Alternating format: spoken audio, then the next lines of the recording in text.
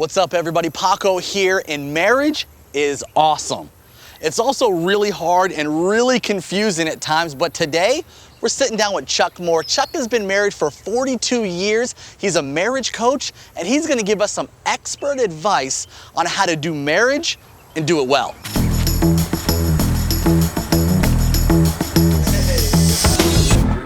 There's a family function coming up.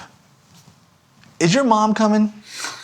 That's a joke, right? But it's a real tension point for a lot of relationships, a lot of marriages, dealing with the in-laws, dealing with the extended family, dealing with the parents on both sides and the aunts and the uncles, and everybody's got an opinion on how your marriage should be, what color your wall should be in your home, how your kids should dress.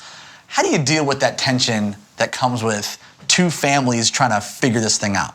Yeah, that's a great question, and it's one that I think for my wife and I, and for most other couples, this is the one that blindsides people. They just don't see this one coming. They hear about all the other stuff. So I would say for sure, one of the worst places in my life, one of the worst places, the place I don't want to be is my wife's family reunion.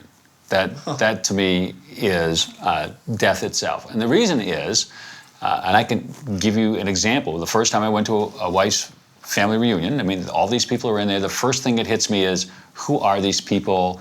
I don't understand their vocabulary. I don't understand their stories. I don't even understand how they love each other or care for one another. So I felt very much like an outsider. No one seemed to want to bring me in. And very quickly after that, I literally felt like the pizza delivery guy. So it's like, who's the guy in the corner, you know?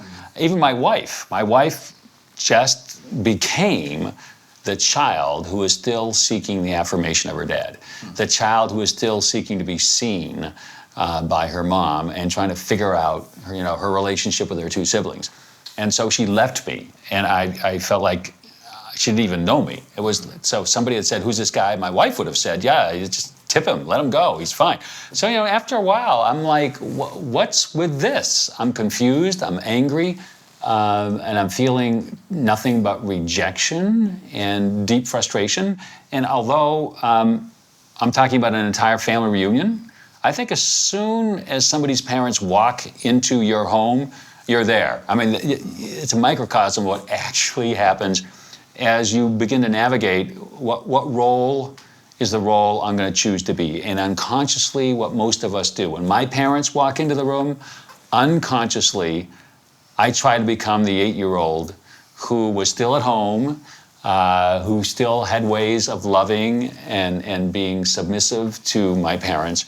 And my parents want that role. My parents, they sent me out in the cool, dark world to be able to recapture these stories, these moments, these little vocabulary and experiences of when they were in charge and I was a little kid. They delight in that. That re-energizes them, so they're more than willing to play this part.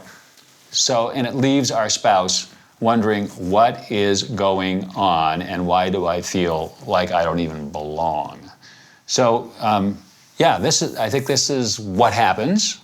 And what's important for us is that we need to be aware of that and be making intentional choices about what's the role that we're going to choose. And the right answer is the husband and wife are the primary relationship. My wife and I are number one, above our parents, above our kids.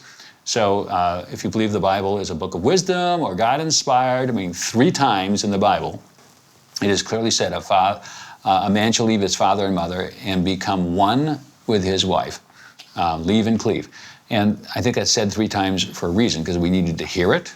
And even in the context of the Jewish culture where everybody's in everybody's business, Jewish families are very strong. To be able to have that said is just an amazing, clear, and direct comment from God in the Bible that says, hey, despite all those relationships, it's about you and your spouse.